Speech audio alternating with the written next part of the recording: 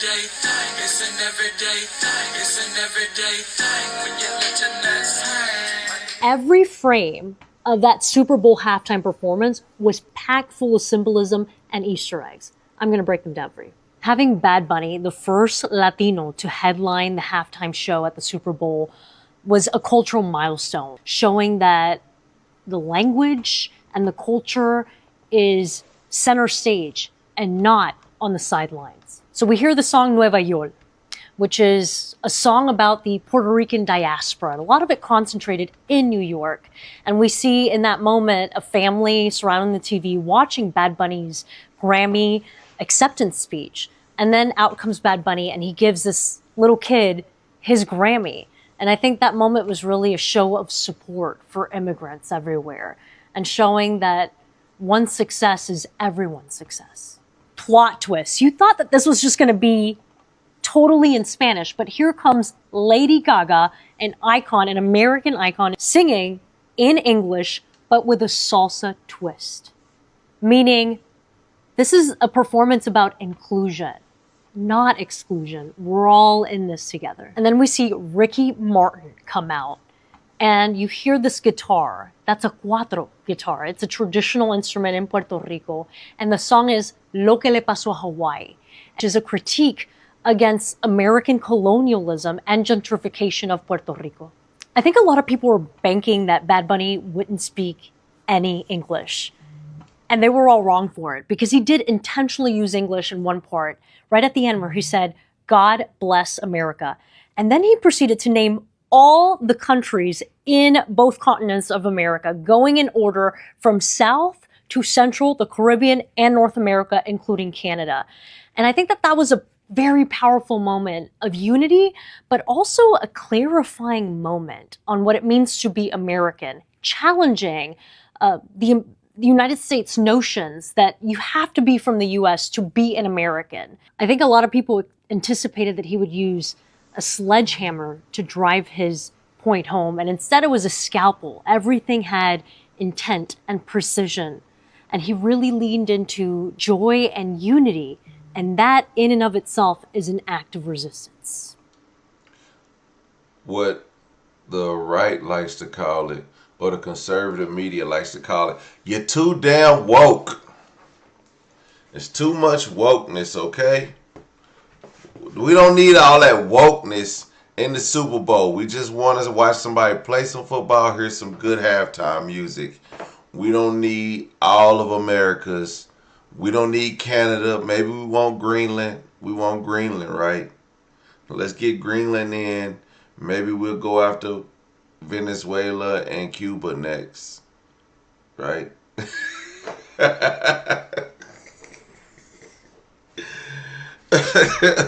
Who says South America is a part of America? Looking at us. It's the Americas. Central America. So that's a good thing though. That's letting everybody know. That's why they say the United States. The United States of America versus the Americas. The Americas means North America, Central America, South America.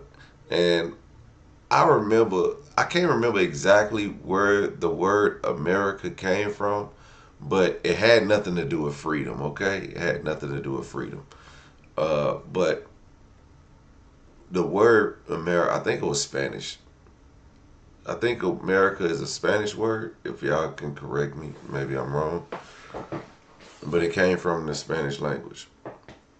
So yeah, he's Puerto Rico. If he's from Puerto Rico, he's from America. That's the craziest part. He's from Puerto Rico. He's from Puerto Rico. And they're acting like Puerto Rico's not a part of the United States of America. Puerto Rico is not the 51st state, but it's it's property of America. Just like Guam and other weird places. But there are places that are property of America, like Guam, Puerto Rico, Um, it's another place that's a part of America, but it's not in America. It's not America. But yeah, America got its places. You know what I'm saying? Here's what President Donald Trump had to say about Bad Bunny's halftime show. He called the show, quote, absolutely terrible, one of the worst ever. Bad Bunny's performance featured stars including Lady Gaga and Ricky Martin. He also delivered a unifying message, expanding the meaning of God Bless America to include all nations of the Americas, from Chile to Canada. Trump said it was a slap in the face and, quote, nobody understands a word the Puerto Rican rapper was saying. Trump's criticism comes just a week after Bad Bunny's historic win at the Grammys, where his album became the first Spanish-language record to take home Album of the Year. See, that's crazy that they say it. He's from Puerto Rico. He's not from America. Donald Trump free throwing paper towels to the Puerto Ricans over there. That's great. Shout out to Donald Trump. His form was great on that, by the way. Here you go. Donald Trump's tweet is as it reads. The Super Bowl halftime show was absolutely terrible. One of the worst ever. It makes no sense. It is an affront to the greatness of America and doesn't represent our standards of success, creativity, and excellence. Nobody understands a word this guy is saying, and the dancing is disgusting, especially for young children that are watching from throughout the USA and all over the world. The show is just a slap in our face to our country, which is setting new standards and records every single day, including the best stock market and 401ks in history. There's nothing inspirational about this mess of a halftime show, and watch. It will get great reviews from the fake news media because they haven't got a clue of what is going on in the real world. And by the way, the NFL should immediately replace the ridiculous new kickoff rule. Make America great again, President. What is this guy's problem with the kickoff rule? Donald Trump has never ran a kickoff in his life. Matter of fact, he has flat feet. And he has shin splits, and he has turf toe, and he has something else. Why couldn't he go to the military? Was it because he had flat feet? Yeah, because he had flat feet. Whatever the case may be, Donald Trump, let's not go there, okay? Let's not talk about the kickoff. Like, kickoffs were the cause of so many concussions in the NFL, where these people are making millions of dollars, and they want to enjoy these millions of dollars with their grandkids. So if taking away the kickoffs is a part of that, then by golly, let that happen. Like, I don't understand it. I guess he doesn't understand it either. But nobody knows football like Donald J. Trump. The president took to Truth Social, and without mentioning Bad Bunny by name, the president decried the halftime show as one of the worst ever and an affront to the greatness of America, adding, nobody understands a word this guy is saying, and the dancing is disgusting, especially for young children that are watching. I'm going to let the president in on a little secret. Even those of us who speak Spanish sometimes don't entirely understand what Bad Bunny is saying, but it's about the music. Bad Bunny, who performs in his native Spanish, is an American citizen who grew up in Puerto Rico and used his Grammy acceptance speech a week ago to criticize his immigration crackdown.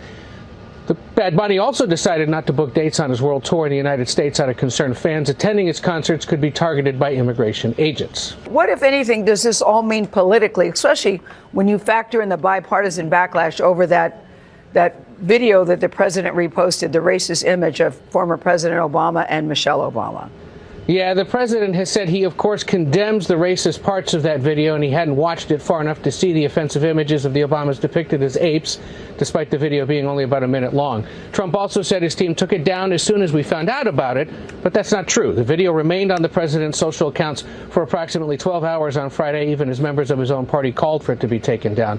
But the video and the halftime show remarks both call back to the president's recent history, raising questions about Barack Obama's birth country or calling Mexicans murderers and rapists at the the launch of his 2016 campaign or questioning the motivations of a Mexican-American federal judge. Now, the politics of this show that some of this can be good for the president politically, and he's saying all of it, of course, at the beginning of a midterm election year where there's already signs he's having issues motivating his base. The president. So, well, we're not gonna call this racism. We're gonna call it bigotry, because he's not actually targeting Bad Bunny because of his race. Because he's an American. His race is his nationality is an American. His race is Puerto Rican. Oh no, that's a nationality too. Is Puerto Rican a nationality? Or is Puerto Rican a race? What is a race? What is a race? What's their race? Brown. Anyway, his nationality is Puerto Rican American. Okay, we're gonna listen to this at the beginning. Adding, nobody understands a word this guy is saying, and the dancing is disgusting, especially for young children that are watching. I'm gonna let the president in on a little secret. Even those of us who speak Spanish sometimes don't entirely understand what Bad Bunny is saying, but it's about the music. Bad Bunny, who performs in his native Spanish, is an American citizen. He's an American citizen. His ethnicity is Latino. Race is brown, or most identify as white or Republican. That's crazy. I got up this morning and I watched it all without reading anything about it. I just thought, I want to watch this completely clean without anyone's view contaminating my brain cells. And I watched all 15 minutes of it. And I've watched every halftime show going back 30, 40 years. I thought as a piece of theatre, it was the best I've seen. Just the most extraordinary kind of Broadway on steroids piece of theatre. I also thought it wasn't remotely divisive politically in the end. His Grammys speech was, but his performance, I thought, was actually a lot of things which I would have thought people on the conservative right would applaud. It was about love. A couple actually got married. For real, in the middle of it. He was preaching about unity, not just the United States of America, but the wider Americas. What was the problem, Megan? A certain male gesture is coming to mind, but I'm not sure I can do it on this show. No, it wasn't about what he was actually going to do during the middle of the Super Bowl performance. It's about him. It's about him being chosen as the Super Bowl performer, somebody who's been an outspoken critic, of course, of the Trump administration and of America and our anti-immigrant policies. This is long before the current controversy over ICE. He doesn't want illegals deported from this country. Well, too bad, because the majority of Americans do want that and are not shy about pushing for it. And that's why President Trump got elected. So he and his little buddies over at Green Day never miss a chance to bash the United States of America. I think those medications for your hip have gone too far. We need to dial back a pill or two. OK, we want something that we can all understand. I don't think Bad Bunny used his appearance to bash America, but I can't be sure because I didn't see any subcaptions on his Spanish language performance. But what about Pavarotti? They chose What about Pavarotti? two America haters. What about Pavarotti, who Donald Trump in 2016 in particular would use at every campaign rally? He's used it at the RNC, right, as a triumphant, tub-thumping anthem. Well, no, hang on. Not only Pavarotti. I've been to lots of Trump rallies. Pavarotti gets a song, maybe but two. He sings, but when he sings Nessun Dorma in Italian, I don't see you leaping up and down and going, I can't understand a word of it. 7 years and counting since the NFL allowed a white person to headline the Super Bowl halftime show. And when you're talking about a sport where the fan base is roughly 70% white, there's only one way to understand that decision. It is a deliberate effort by the NFL and Jay-Z, whose company Rock Nation has run the halftime show since 2019, to exclude white people from participating in the single most watched musical performance of the year. Now, in previous decades, you'd have Prince perform one year and then Tom Petty the next. You'd have Aerosmith and The Who, and then you'd have the Black Eyed Peas. But starting precisely the same year that Jay-Z took over the halftime show in 2019, whites have been banned from headlining.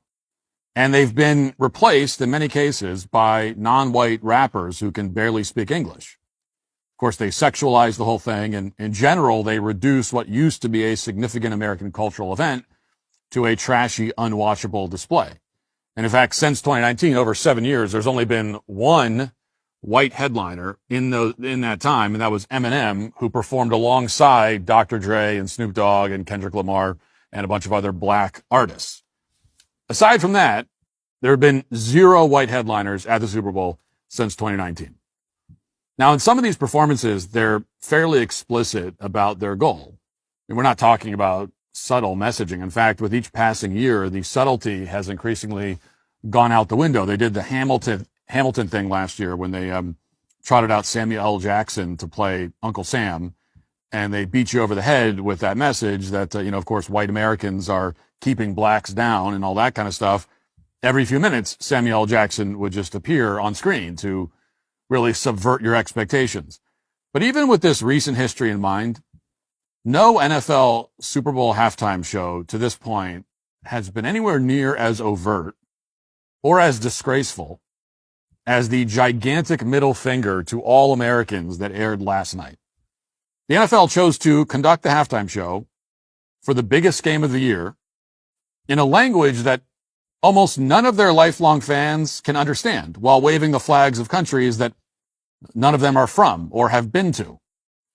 It was, without exaggeration, the biggest FU that I've ever seen a corporation give to its own consumers. It was pretty amazing in that sense. Watch. Argentina, Uruguay, Paraguay, Bolivia, Perú, Ecuador, Brasil, Colombia, Venezuela, Guyana, Panamá, Costa Rica, Nicaragua. Now notice they don't even provide subtitles, just to really make the experience as uncomfortable and unintelligible as possible for 99% of their audience. Although in fairness to them, if they did give us the lyrics, we would see how retarded the lyrics are. So they didn't exactly want to put that front and center. So while you're watching a production that's all about glorifying third world aesthetics, complete with 2 men grinding on each other next to a pickup truck at one point, you also have no idea what anyone's even saying. So that was the idea. Again, in addition to being disgusting, it is a massive middle finger to the NFL's actual audience. But in the particular clip we just played, even without subtitles, the meaning is pretty clear. Bad Bunny is paying.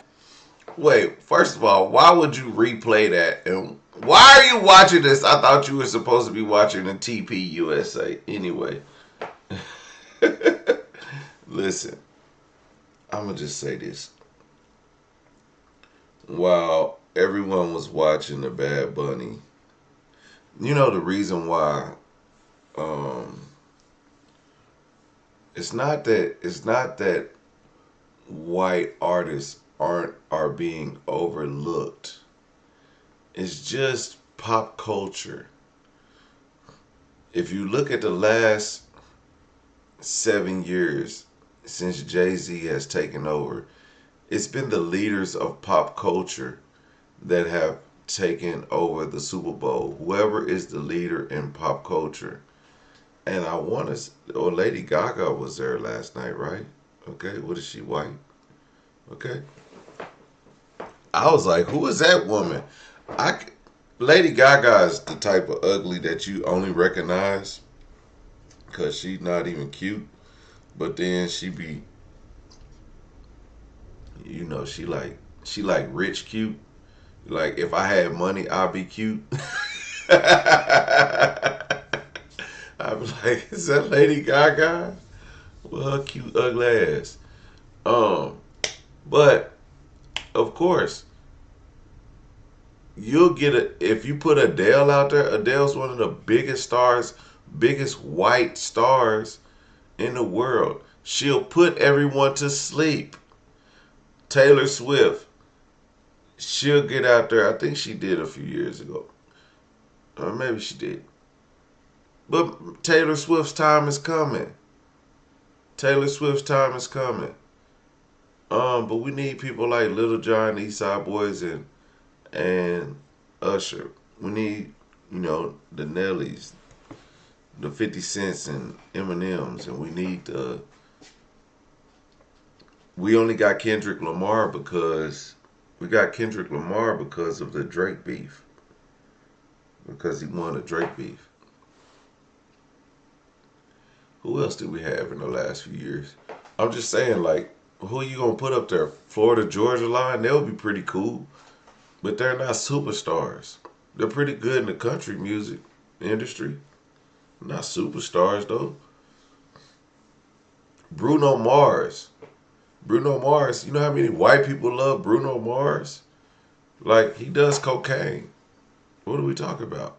Homage to several South and Central American countries and all of their many citizens who have illegally entered the United States. Which raises the question, how often does this kind of thing happen in reverse? Like, if you had to guess, how many soccer matches in these countries, El Salvador, Venezuela, Peru, and so on, have featured extended English language tributes to the United States during their halftime shows? How often do South Americans devote airtime during their biggest sporting events to thanking the United States for providing somewhere for them to flee to? How often do they insult their own people by bombarding them with unintelligible propaganda on behalf of foreign invaders? Now, the answer is that it never happens. Wait a minute. Because we are all foreign invaders to America. This United States of America, this is no one's home but the Native Americans. So if we came here, we all brought ourselves here. Sir, Matt Walsh, I'm sure you have a Norlandic or what is it? Or Norwegian. You have a Norwegian or you have some type of Irish background. You're not from here, bro. So whatever. The point I'm trying to make is this is a melting pot of people in America. There are Spanish people. You know the Spaniards took over, like the Spaniards had, what was the Louisiana Purchase? The Louisiana Purchase was between the Spanish and the French. They wasn't over there talking about, hey, Cook, I'm from Atlanta, this ATL hoe. They wasn't saying that. They wasn't, we coming down through this town, H-Town. And that's where the Louisiana Purchase is from. What are we talking about? Like, this is, America's a melting pot of all these cultures or from around the world. African, by way of the Santa Maria and the Mayflower.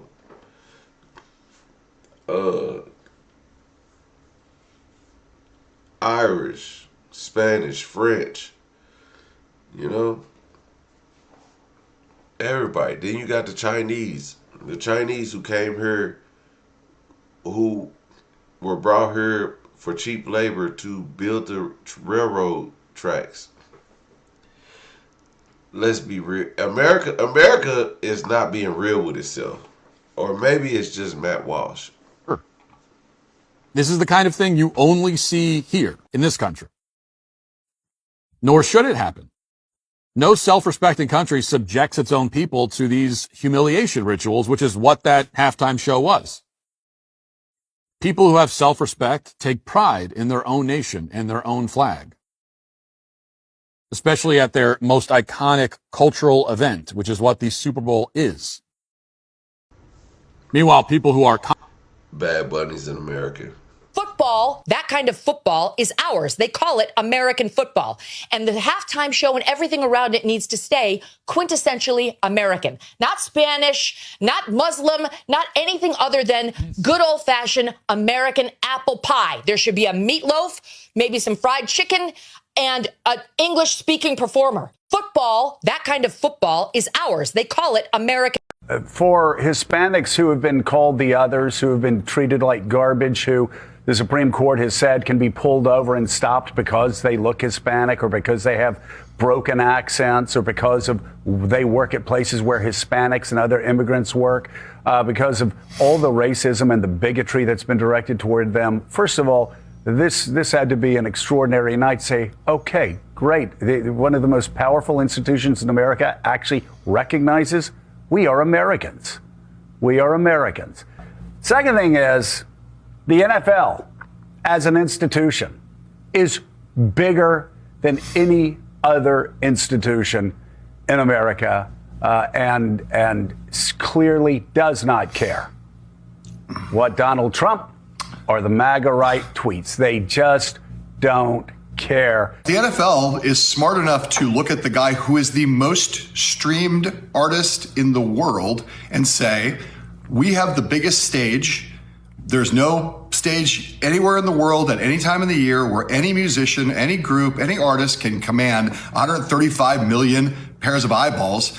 And the NFL says, hey, you know what? For our biggest audience anywhere in the world, let's pick what's the safe pick? The safe pick is the guy who's the most streamed, most mainstream artist in the world. That's, in some ways, it's telling Donald Trump and MAGA to go pound sand. But in some ways, it's just giving the people what they want. The data is pretty clear. It's also the case that we got 60 million Spanish speakers in the United States. All this speaks to is that the NFL understands that its capitalist impulses are firmly in line with the choice it made, and the MAGA right is the one that's the force that is on the outside looking in. I will say, on top of everything else, whatever you think of the two last acts at the Super Bowl, whatever you think of Bad Bunny, whatever you think about Kendrick Lamar, they are two of the most exquisitely well-produced halftime shows I've ever seen. I don't know what I expected to see, but the combination of the music and the visuals and what Bad Bunny was singing a paean to here, which was to his heritage in a totally inclusive way. Every headline covering this thing was Bad Bunny's message of unity. And, for all these people who thought, well, he's going to go out there and get political and he's going to say stuff about ICE. No, he did a very mainstream, beautifully produced call to everything that's good about how America sees its culture. And he shut up his critics in every possible way last night. Kendrick Lamar has 26 Grammys.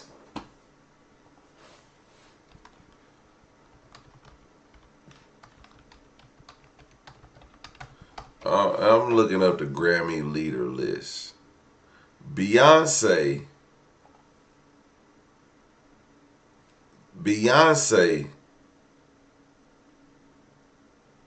has 35. Sir George Solti has 31. Chick Corea has 29. Quincy Jones has 28. Alison Krauss has 27. John Williams, I don't know if that's who the fuck is John Williams. I don't know who John Williams is, a white guy. Has 26. Pierre Boulez has 26. Kendrick Lamar, it says 27. On another thing, it says 26. 27 27 Grammys. Yeah, let me see how many Bad Bunny.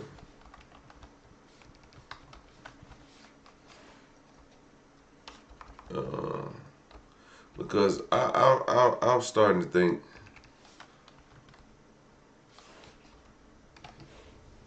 Bad Bunny has 6 Grammys. So on the list of Grammys,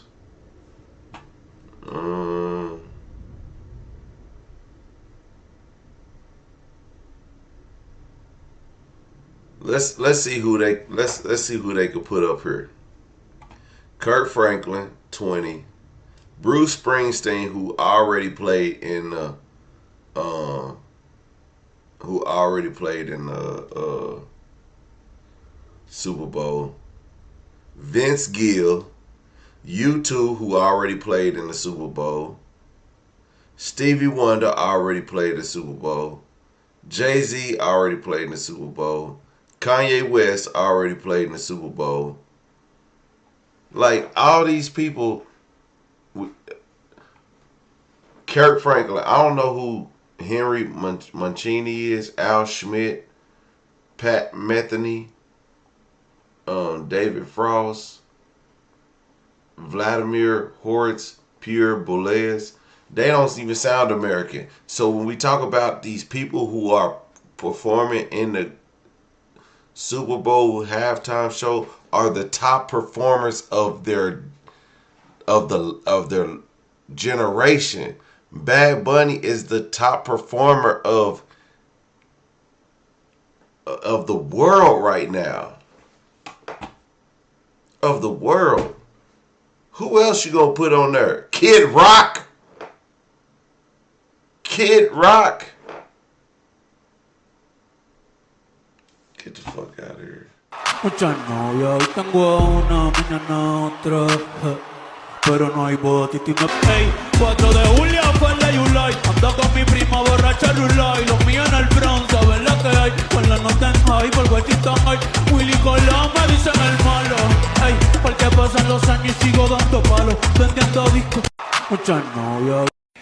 How is it not just a message of intimidation when you're talking about how expensive is it to walk into a Super Bowl? You know what I mean? Like, how much money is it to get one of these tickets? The idea that this is where you're going to go to catch people who had to sneak into the country? Well, you can look at it that way, but if you're the president of the United States, think about two things. One is obvious in terms of the inconvenience it would cause to the state of California because of Gavin Newsom and his relationship with Gavin Newsom, which has clearly deteriorated, at least in public eye, over the last few months. And, of course, that relationship with the National Football League that I've spoken to you about on several occasions in the past. Now, with several owners, he definitely has befriended them. He's been friends with them over the years. But as I repeatedly told a lot of people, and I've told you before, in 2014, he was looking to purchase the Buffalo Bills. He's had 3 attempts where he was trying to buy an NFL team. The latest was 2014, trying to get the Buffalo Bills. Price tag was $1.4 billion. Reportedly, he had $1.1 billion. And as a result, the NFL was going to nix it, and Trump called me at that time, spoke to me directly. And he said, if them MFers get in my way, I'm going to get them all back. I'm going to run for president. I am quoting. That is what he did. And so knowing the Trump that we know, seeing his penchant for being vindictive, for being vengeful, for being a bit truculent because he doesn't like how he's been rejected in any way, you can't put it past him to want to be an inconvenience to the National Football League. Donald Trump approaches conflict like a professional athlete, with focus, dedication, and a team of neurologists ready to lie for him. So it's no wonder that one of his greatest beefs is with the National Football League, and he can't shut up about it. Football's become soft. These new and very much softer NFL rules. Concussion. Up. Got a little ding on the head. No, you can't play for the rest of the season. What used to be considered a great tackle, a violent, head-on, violent, it's become weak. And you know what? It's boring. Are you seriously watching football for the violence? Because the rest of us are watching it for the love of the sport. And also the butts, mostly the butts. Yeah, she gets it. Also, football is still very violent. Are we sure he's even watching football? The games are so boring now. It's just 5 gay guys helping people turn their lives around. And what the hell is going on with Karamo? No aspect of the NFL is safe from Trump's ire. Over the years, he's threatened to fire their players. He uninvited the Eagles to the White House. He told the Commanders to go back to the racist name or name their stadium after him. Look, same thing. And who could forget his worst offense of all, calling Rihanna's halftime show an epic fail? Are you kidding me? I'm sorry. Did I miss the Lee Greenwood halftime show where he rocked the Super Bowl while pregnant? What's that? Oh, I did? Oh, it was in 1981? And he looked stunning? Okay, my bad. And there's one other gripe he has with the NFL that he just can't let go of. And speaking of football, maybe we can get the NFL to drop that ridiculous kickoff sit. What the hell are they doing? What is that? I watched the game the other day. I said, what the hell happened? They just kicked off and nobody moved. Okay. That was the day before the election. His closing argument to the voters was they don't kick the ball from where they used to kick the ball. It is such a stupid argument that it took him all the way to the White House. Which brings us to the Super Bowl this weekend, and Trump's already been pre-complaining about the Bad Bunny halftime show. I never heard of him. I don't know who he is. I don't know why they're doing it. It's like crazy. And while we're at it, I'd like them to change the kickoff rule, which looks ridiculous. Oh my God! Shut up about the kickoff already! Just watch soccer. Yo, the kick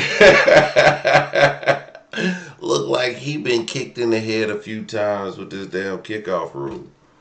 Tripping. The Women for Trump signs is crazy. Donald Trump's beef with the NFL has left a lot of people with a lot of questions. But the question that has come up for me once again is, when is the right time for black people to protest? Everyone has a different answer. For me, it's right before lunch, because that's when I'm hangry, right? And after lunch, I get the itis. I'm not effective. But if you want to know when black people should protest, you've got to go right to the source. Treasury Secretary Steve Mnuchin. I think what the president is saying is that the owner should have a rule that players should have to stand in respect for the national anthem. This isn't about Democrats. It's not about Republicans. It's not about race. It's not about free speech. They can do free speech on their own time. Is it not about their First Amendment rights? No, it's not. They have the right to have their First Amendment off the field.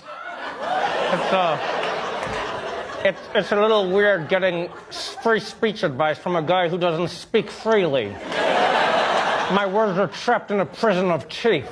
But okay, fine. I hear what Mnuchin is saying. He's not against the players protesting. He just doesn't like it when they do it on the field. You know, when everyone's watching. Yeah, do it somewhere else. Can you imagine Mnuchin giving that advice to Rosa Parks? He would just be like, hey, Rosa, why are you protesting on the bus? Huh? People have places to be. Take the bus to your house, sit down on your couch, and protest from home. Boom, racism solved. It's solved. And you know what? So the Trump administration is okay with protesting, right? They're okay. As long as it's on your own time. Unless you're ESPN commentator Jamel Hill criticizing the president on your private Twitter feed, then that's a fireable offense too, right? Although I do understand where Trump is coming from, because Twitter is his workplace, so it's a different thing. But I get it. You do it not in public. Here's another example. Over the weekend, Stevie Wonder took a knee on his own time, in his own show. And even then, a former Republican congressman tweeted, Stevie Wonder takes a knee for the anthem during a concert. Another ungrateful black multimillionaire. Ungrateful to whom? I'm fascinated by that concept. People always say, ungrateful to whom? This idea that black people should be grateful is some sneaky-ass racism. Yeah, because when a white billionaire spends a year screaming that America is a disaster, he's in touch with the country. But when a black man kneels quietly, he should be grateful for the successes America has allowed him to have? How is that ungrateful? I don't understand. You know what would be ungrateful? What would be ungrateful is if Stevie Wonder got his sight back and then started complaining about colors. That would be ungrateful. If he was like, hey man, if he was just like, hey man, what the is up with pink? That's a garbage ass color. Be like, all right, Stevie, you're being ungrateful, Stevie. You're being ungrateful. Yeah, it almost feels like white people earn the money, but black people are given it. They play a game for a living. They make millions of dollars. They're ungrateful millennial millionaires who won't stand for their own anthem. I wish some of these players who get on one knee during the national anthem would get on both knees, and thank God they live in the United States of America. Where they're not only free to earn millions of dollars every year, but they're also free from the worry of being shot in the head for taking a knee like they would be if they were in North Korea. Okay, wait. You think black Americans are free from the worry of being shot by agents of the state? That's the whole thing that they're protesting in the first place. That's exactly what they're protesting. In fact, if black Americans went to North Korea, they wouldn't get shot just for being black. Just ask Ambassador Dennis Rodman. It wouldn't happen. Y'all know we forgot all about this shit, right? We forgot all about 2020, what was that, 2020? Was it 2020? 2022? When Colin Kaepernick, no, it had to be like 2018, 2017, 2018. That was a long time ago. 2018, it had to be before the pandemic. When Colin Kaepernick took a knee. Yeah. And it was tired of the racial injustice by the police, brutality, and all this stuff. And it was just like, wow.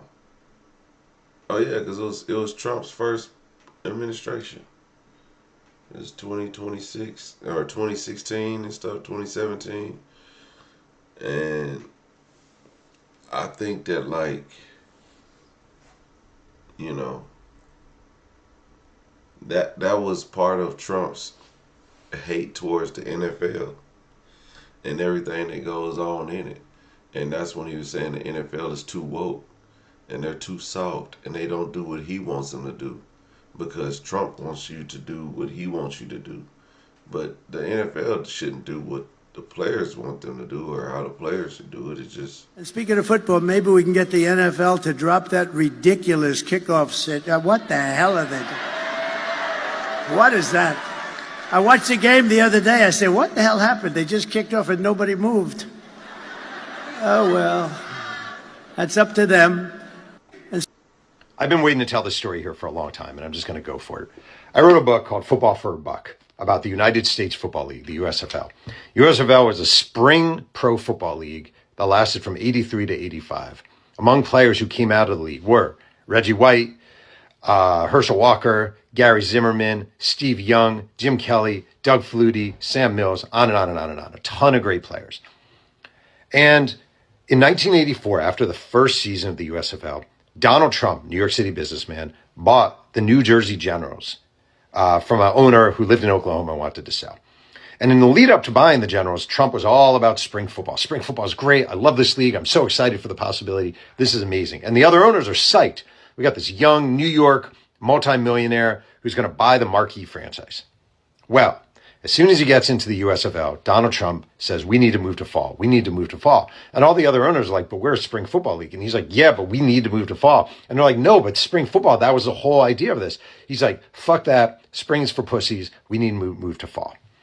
And he pushes and he pushes and he pushes and he pushes and he beats people down and he beats people down and he threatens to leave if they don't go to fall. And he lies to the other owners and says he's met with the different TV executives and they all love fall. Like, it's all bullshit. And the reason he's doing this is because he wants ultimately his team to wind up in the NFL. And he thinks if we move to fall, the NFL will get scared and they'll want to merge. Okay. They decide to move to fall. And what they decide to do, and this is Donald Trump's idea 100%, is we're going to sue the NFL. An antitrust lawsuit. We're going to sue the NFL for $1.96 billion. Right? We're going to sue the NFL for $1.69 billion. And we're going to win because the NFL is a monopoly. The NFL is on all three networks in the fall. The NFL has been plotting against the USFL. We have the paperwork. We're going to sue, and we're going to prove that they've been plotting against us, and we're going to fuck them up. And the truth of the matter is, the NFL was terrified because the NFL did have a monopoly on fall TV. The NFL was plotting to kill the USFL. The NFL was doing all these nefarious things behind the back of the USFL. But they decide to file a lawsuit in Lower Manhattan, and Donald Trump takes the lead. And from the beginning, it's a shit show. Ted Dietrich, owner of the Arizona Wranglers at USFL, said to me, people were fools to follow him. Donald Trump was looking out for one man, Donald Trump. And the first thing Donald Trump does is he hires as a USFL's attorney this guy, Roy Cohen. And if you Google the name Roy Cohen, you'll see he was a fucking diabolical, sinister, McCarthyism-era attorney who taught Donald Trump a lot about never admitting wrong, about just suing everybody. Like, that was his role model. And Trump hires Roy Cohen to lead the lawsuit against the howls of other USFL owners. But early on in the process, Roy Cohen is diagnosed with HIV. And Trump, being Trump, says, no, goodbye, kicks him to the curb. Cohen is like, no, I can still do this. Trump is like, I don't want some fucking AIDS guy doing this lawsuit. Kicks him to the curb. Hires another attorney, Harvey Meyerson, a.k.a. Hard-Hitting Harvey. Harvey Meyerson made $400 an hour. He was a obnoxious, rude, the worst kind of attorney, the kind of attorney you never want to see in court, not because he's not talented, but because he's a dick. And the USFL, one of the other teams, is owned by Jerry Argovitz of the Houston Gamblers. And Jerry Argovitz is a very successful businessman, and he's begging Donald Trump, don't file this lawsuit in New York. The courts are not going to be sympathetic to you. Filed it in Houston. Houston loves the USFL. And not only that, this guy, Jerry Argovitz, was friends with the best antitrust attorney in the United States, a guy named Joe Jamal, who would win one famous settlement after another. Argovitz is begging Trump, bring it to Houston. Let me take care of this. Hire my guy. Trump is like, Argovitz said to me, but Donald Trump put himself in control of litigation and said, New York is my town and we're going to win here. He also said, Donald Trump said to Jerry Argovitz early on, if we hire Roy Cohen, the NFL won't even hire a lawyer. They'll be so afraid they'll settle. And that's the same bullshit you hear now about, like, Russia would have never invaded Ukraine if Donald Trump was president because they would have been afraid of him. And people lap that shit up back then, and they lap it up now. It's just insane. Life does not work that way, where you see one guy and a league or a nation is terrified. Anyway, they filed a lawsuit. It's a $1.69 billion in damages. They accuse the NFL of violating the Sherman Antitrust Act. Okay. And the NFL is terrified, absolutely terrified, because the NFL has monopolized TV, because the NFL has sought out to kill the USFL. In fact, they hire a company, called Legal Creative Services to run a mock trial before the trial. And this is what they do for a living. This is their gig. We do mock trials to tell you how it's going to go. They do the mock trial. NFL loses.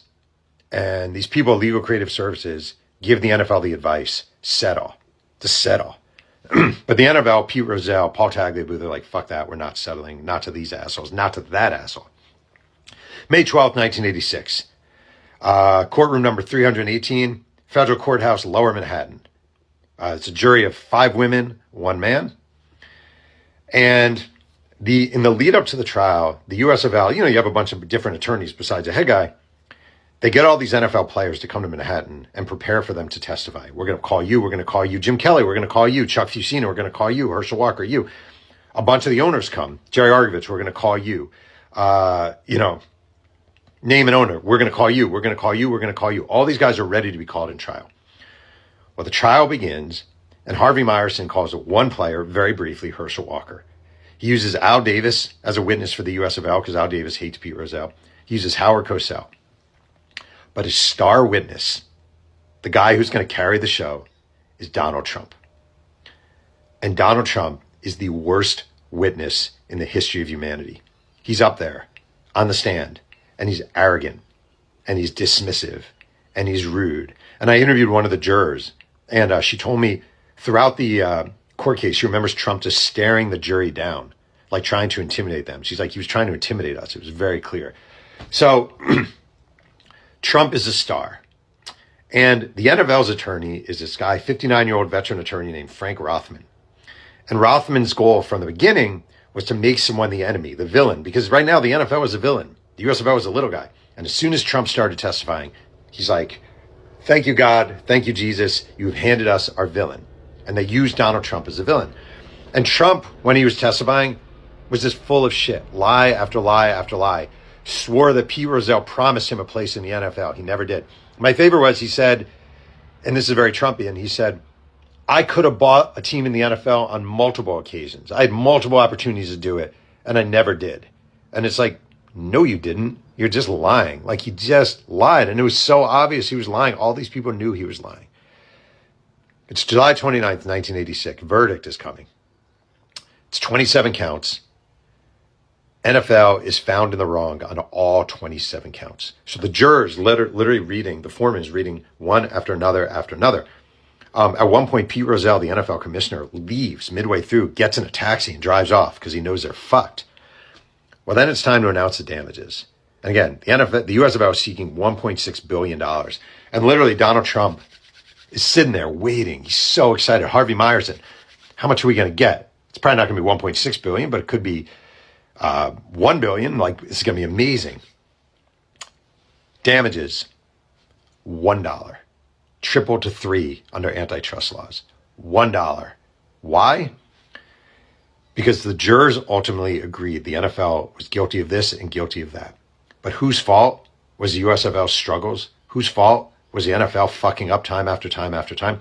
Whose fault was it for the USFL to try moving to the fall, even though one person after another said don't do it, even though TV executives said we don't want you in the fall? Whose fault was that? Donald Trump. Donald Trump is sitting in the courtroom when the damages are announced. He's sitting next to John Mara, who's the son of Wellington Mara, the owner of the New York Giants. John Mara opens his suit jacket, pulls out a billfold, takes out $1, and hands it to Donald Trump in the baddest fucking move of all time.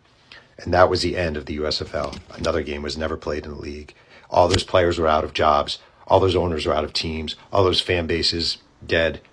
Donald Trump walked away, never really cared. God damn.